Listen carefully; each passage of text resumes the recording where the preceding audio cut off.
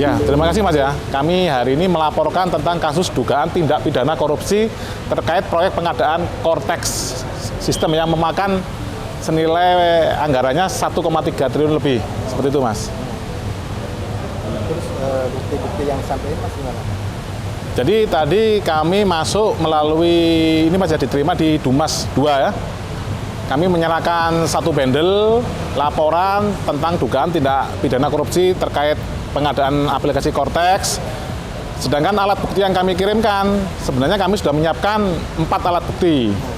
Cuman yang pertama adalah surat atau tulisan, itu sudah kita masukkan. Itu yaitu berupa pengumuman tender, terus ada surat cap Dirjen Pajak. Terus yang kedua adalah bukti petunjuk. Bukti petunjuknya adalah berita-berita dari media online, terus hasil-hasil capture tangkapan layar aplikasi yang error yang dilaporkan oleh wajib pajak yang melapor kepada IWPI. Terkait kendala-kendala itu juga seperti itu Mas. Kalau indikasi penyimpangannya di mana secara khusus gitu? Jadi kalau aplikasi pengadaan Cortex ini adalah aplikasi yang digunakan untuk pelayanan publik di bidang perpajakan. Nah, ini aplikasi ini sudah di-launching oleh Bapak Presiden Prabowo Subianto tanggal 31 Desember. Dan resmi digunakan secara resmi itu tanggal 1 Januari 2025. Namun sampai saat ini banyak anggota kami dari IWPI, dari wajib pajak di seluruh Indonesia masih menemukan banyak malfungsi aplikasi Cortex ini Mas. Nah, secara teknis aplikasi Cortex itu bermasalah gitu. Betul Mas, jadi aplikasi Cortex ini bermasalahnya malah justru dengan dikeluarkan Cap 24 tahun 2025 oleh Pak Dirjen Pajak. Dari Cap itu menyatakan bahwa Cortex ini bermasalah dan untuk 790 wajib pajak tertentu itu boleh menggunakan aplikasi yang lama Mas. Nah ini yang justru aneh. Katanya Cortex lebih canggih dari yang lama. Nah ini begitu ada masalah di Cortex, malah yang wajib pajak yang besar ini, yang dianggap besar oleh Dirjen Pajak, malah justru dibolehkan pakai aplikasi yang lama, Mas. Harusnya kan dibalik. Kalau Cortex ini canggih, yang 790 pakai yang Cortex, yang wajib pajak yang dianggap kecil-kecil ini pakai yang aplikasi yang lama, e-faktur yang lama, seperti itu, Mas. Berarti beda-bedain ya. Tapi kebijakan itu bisa nggak sih kebijakan Dirjen Pajak itu mengeluarkan kebijakan tersebut sementara masa jabatannya sudah selesai? Gimana mungkin Pak Re? Secara hukum gimana? Ya kita kan bicaranya Cortex ya di sini ya. Nah Cortex ini kan anggaran yang fantastis nilainya, 1,3 triliun, dan tujuan digunakannya Cortex atau diterbitkannya penggunaan Cortex ini adalah dalam rangka untuk mencapai target penerimaan pajak. Nah ternyata Cortex itu sendiri yang memakan nilai yang sangat besar, 1,3 triliun itu tidak bisa digunakan secara maksimal ya. Ada potensi malfunction di sana ya. Dan banyak fitur-fitur yang sampai dengan sekarang dikeluhkan oleh wajib pajak ya. Contohnya login yang bermasalah, kemudian penggunaan Sertel untuk penerbitan faktur pajak yang bermasalah. Yang kemudian itu berdampak kepada kerugian wajib pajak. Karena ketika faktur pajak tidak bisa diterbitkan, maka tidak bisa dilaksanakan kegiatan bisnis. Tidak ada proses transaksi yang bisa dilakukan, ya. Maka itu menghambat tentunya pertumbuhan ekonomi ya. Kegiatan bisnis bisa terhambat. Nah, kalau itu terhambat, maka yang menjadi beban adalah wajib pajak. Karena wajib pajak yang kemudian dikenakan sanksi. Karena misalnya tidak menerbitkan faktur pajak sebagaimana mestinya. Nah, sanksi itu tentu berdampak kepada kerugian wajib pajak karena wajib pajak harus dikenakan sanksi. Kalau dulu 2%, sekarang 1% dari DPP. Nah kalau ini yang terjadi maka akan menimbulkan kerugian bagi wajib pajak, dan penghapusan sanksi itu ketentuannya juga belum diterbitkan secara resmi Ya? Oleh Dirjen Pajak. Nah kalau ini nantinya bergulir ke pengadilan pajak, tentu wajib pajak yang akan kemudian bertanggung jawab terhadap sanksi administrasi itu. Nah itu salah satu hal yang kemudian menjadi kendala. Tapi yang kami mau cermati dari IWPI adalah mega proyek 1,3 triliun ini kan harusnya tidak kemudian menimbulkan kendala seperti ini ya. Nah kami berpendapat harusnya proyek-proyek yang lebih kecil atau aplikasi yang tidak semahal ini ya bisa kemudian membantu wajib pajak, tapi proyek atau aplikasi yang semahal ini justru sebaliknya, ya belum bisa membantu wajib pajak. Berarti ada dugaan tindak pidana korupsi di sini.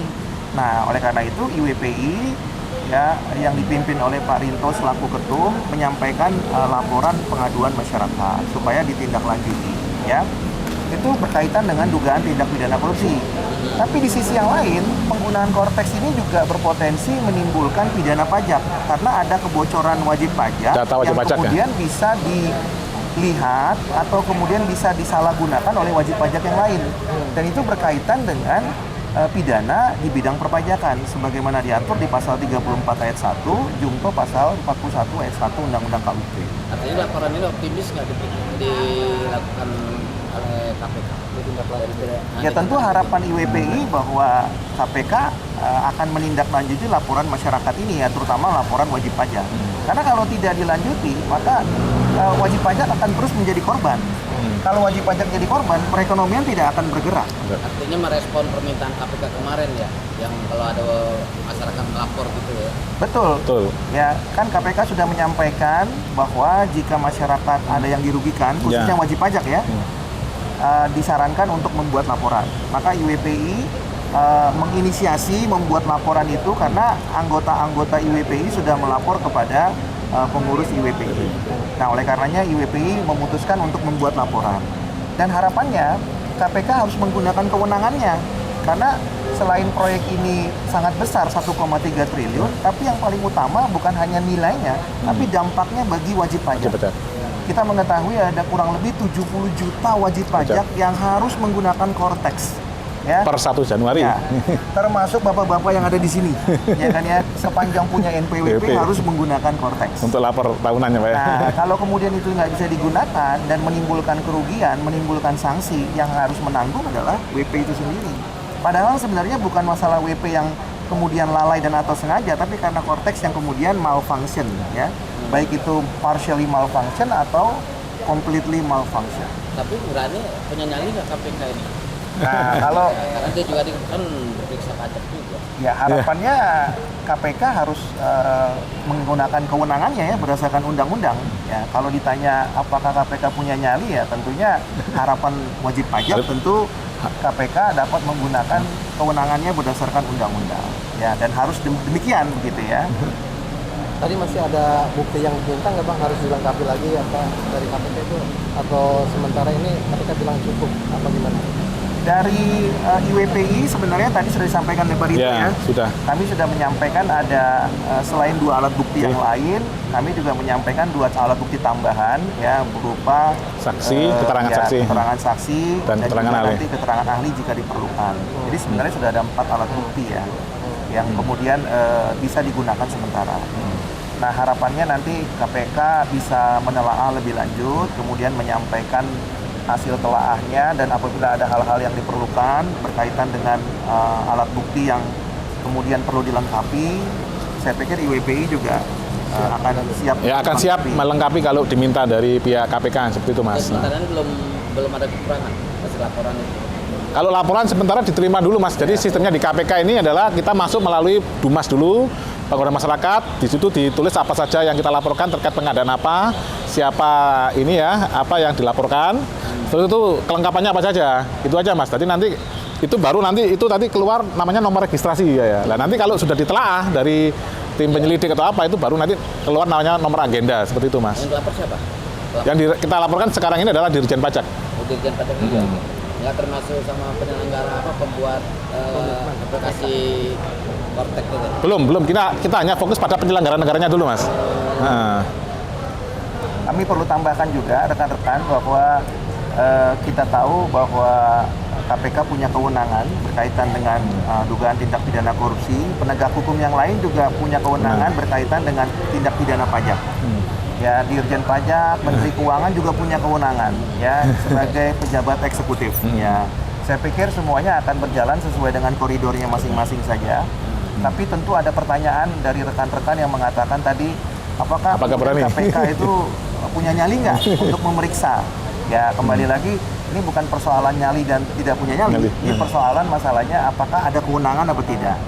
Kalau kewenangan itu ada, saya pikir tidak perlu ditanyakan ada nyali apa tidak, tentu kewenangan itu harus digunakan. Dan penggunaan kewenangan itu berdasarkan dengan hukum yang berlaku. Karena dulu pernah ada kasus juga kan Dirjen Pajak zamannya Adi Purnomo Ya. juga. Nah, statusnya kan menurun deras juga. Bebas terus sekarang. Bebas. Ya, harapannya tentu kembali lagi kerjaannya ya. Harapannya tentu kembali lagi bahwa laporan ini bisa ditindaklanjuti ya. Gambaran besarnya adalah ini untuk kepentingan nasional ya, karena kalau WP banyak yang mengeluh maka perekonomian tidak berjalan. Kalau perekonomian tidak berjalan ya tentunya akan berdampak sangat luas sekali ya. Pada perekonomian nasional. Nah, dan itu melebar kemana-mana kalau perekonomian nasional itu terganggu. Akan banyak ini ya, PHK, kemiskinan akan bertambah, seperti itu Mas. Oke. Begitu yang bisa kami sampaikan sementara. Siap. Terima kasih rekan-rekan. Selamat sore. Sore.